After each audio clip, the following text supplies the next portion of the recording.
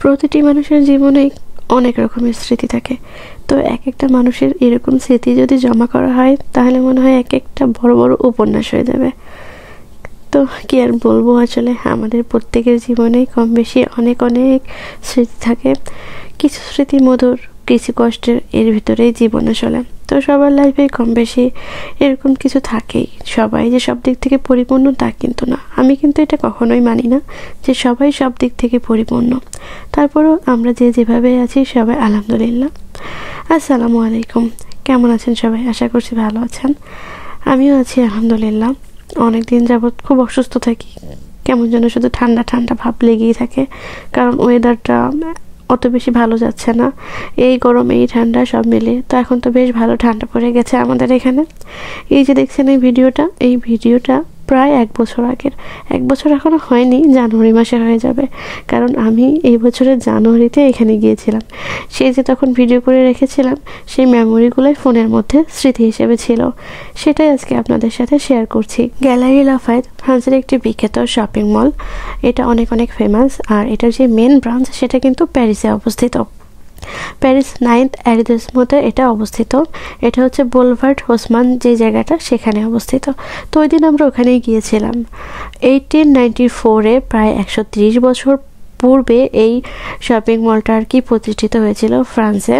তো তারপর থেকে এটা তো অনেক ফেমাস আর কি, সেটা তো বলার অপেক্ষা রাখে না। কারণ এখানে এমন কোনো ব্র্যান্ড নেই যে পাওয়া যাবে না। সব দামি দামি ব্র্যান্ড সবগুলো এক জায়গায় পাওয়া যায়। আর শুধু তাই নাই, অনেক কিছুর আর কি পাওয়া যায় এখানে। তো এটা কিন্তু শুধু যে প্যারিসে তা কিন্তু না, এটা কিন্তু ইউরোপের অন্য অন্য দেশেও বর্তমানে রয়েছে। তো যাই হোক, তারপর ওই দিন আমরা গিয়েছিলাম ওখানে সেই স্মৃতিগুলো আপনাদের সাথে একটু শেয়ার করছি আর কি। কারণ অনেক দিন ধরে ফোনের মধ্যে এগুলো আছে, ভাবছি শেয়ার করব, তো আজকে শেয়ার করেই ফেললাম। এখানে কি কি আছে সেটা আজকে আপনাদের সাথে একটু শেয়ার। বিভিন্ন রকম দামি দামি ব্র্যান্ডের কসমেটিক্স আইটেম থেকে শুরু করে ক্লোথস আইটেম, বড়দের বাচ্চাদের সব রকম কিছুই আছে। রয়েছে বাচ্চাদের খেলার আইটেমস, বিভিন্ন রকমের টয়সগুলো আছে। তারপর আরও এক্সেসরিজ, যেমন ফোনের এক্সেসরিজ থেকে শুরু করে ঘর সাজানোরও অনেক রকম জিনিস আছে। এক কথায় আর কি অনেক কিছু এখানে পাওয়া যায়। তো গেলে দেখা যাবে আর কি। আর তাছাড়া তো দেখার জন্য অনেক দর্শনার্থী আসে, আমি যেটা খেয়াল করলাম। কারণ জায়গাটা আসলে এত সুন্দর করে সাজানো গোছানো, বিভিন্ন দেশ থেকে যে টুরিস্ট আসে না, তো তারা কিন্তু অবশ্যই এই জায়গাটাতে ভিজিট করে, কারণ এটা দেখার মতো একটা জায়গা। তো আমার আরফান তো এই যে চলে আসছে এই গাড়ির কাছে, কারণ এই গাড়িটা একটা আসলে কি বলবো, এটা একটা শোরুম ছোটোখাটো। তো এই শোরুমটাকে তারা গাড়ির আকারে সাজিয়েছে। আর এটার মালিক যে ছিল একটা ম্যাডাম, ওই ম্যাডামটা অনেক ভালো ছিল। কারণ আমার বাচ্চা তো এটা ওটা ধরে ধরে দেখতেছে, সে তো কোনো কিছুই বলে না। আরও খুশি হয়েছে যে ছোটো মানুষও তো এরকমভাবে দেখবেই।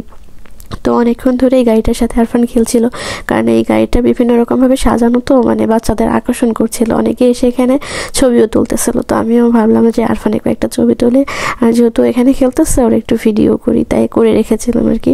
আসলে এরকম তো বাবা মায়ের সাথে বাচ্চাদের অনেক অনেক স্মৃতিই থাকে। আমিও চেষ্টা করেছিলাম যে একটু স্মৃতি ধরে রাখার। তো যাই হোক, আমার কাছে মেয়ে বেবিদের ড্রেসগুলো দেখে আর দামগুলো দেখে মনে হচ্ছিল যে আমি এত দাম দিয়ে এই কোয়ালিটির জিনিস কখনোই কিনবো না। আমার কাছে তো আমার বাংলাদেশি ভালো মনে হচ্ছিল, কারণ অনেক অল্প প্রাইসের মধ্যে মেয়ে বেবিদের সুন্দর সুন্দর ড্রেস পাওয়া যায়। এখানেও অবশ্য পাওয়া যায়, সব জায়গায় তো আর একরকম দাম থাকে না বা একই রকম কোয়ালিটি থাকে না। তবে এখানকার কোয়ালিটি, বিশেষ করে যে পার্টি ড্রেসগুলো ছিল বাচ্চাদের, মেয়ে বাচ্চাদের, তো ওই ড্রেসগুলোর নাম প্রাইস অনুযায়ী কোয়ালিটি আমার কাছে ভালো লাগেনি। কারণ প্রাইস এখানে অনেক অনেক হাই। তো সেই তুলনায় হচ্ছে অন্য অন্য বাইরের যেই শপিং মলগুলো আছে সেখানকার কোয়ালিটি ভালো, আর দামও তুলনামূলক অনেকটা কম। তো সেই অনুপাতে বলবো যে ক্লথের যে সাইটগুলো ছিল এগুলো ভাই আমার জন্য না। তো যাই হোক, তারপরেও একটু ঘুরে ঘুরে দেখলাম, দেখে আসলাম। আর তারপরে চলে আসলাম এই যে বাচ্চাদের খেলার জায়গায়, টয় যে এখানে ছিল। তো এটা তো সবার বাচ্চাদের, সব বাচ্চাদেরই পছন্দের একটা জায়গা হবে, কারণ টয় তো অনেক বাচ্চারাই সবাই পছন্দ করে। তো আরফানকে এখানে নামাই দিলাম, এখানে একটু খেলাধুলা করলো। তারপরে গিয়েছিলাম একটা ডিজিটাল যে অ্যাকোরিয়ামের মতো করা আছে, ওখানে আর কি বাচ্চারা বসে বা প্যারেন্টসরা ওখানে বসে রেস্ট নেয়।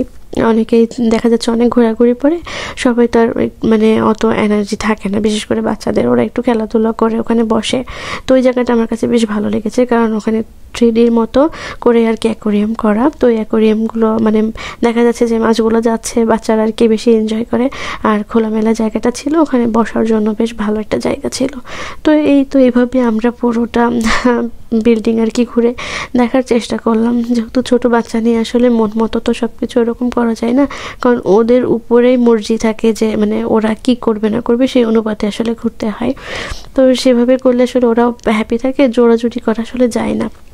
তো এইভাবে আর কি ঘুরতে হয়।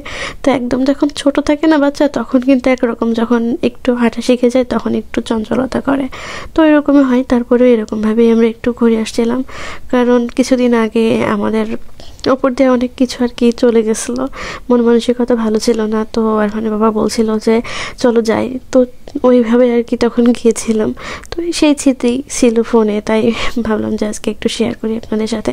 তো এরপরে যদি কখনো নেক্সটে যে আরও ডিটেলসে ভাবে ভিডিও করে শেয়ার করার চেষ্টা করব, কারণ তখন আসলে এরকমভাবে ব্লগিংয়ের মানে চিন্তাটা মাথায় ছিল না। কিছু কিছু মেমোরি হিসেবে ভিডিও করে রেখেছিলাম, সেগুলাই আর কি এই যে আপনাদের সাথে শেয়ার করলাম।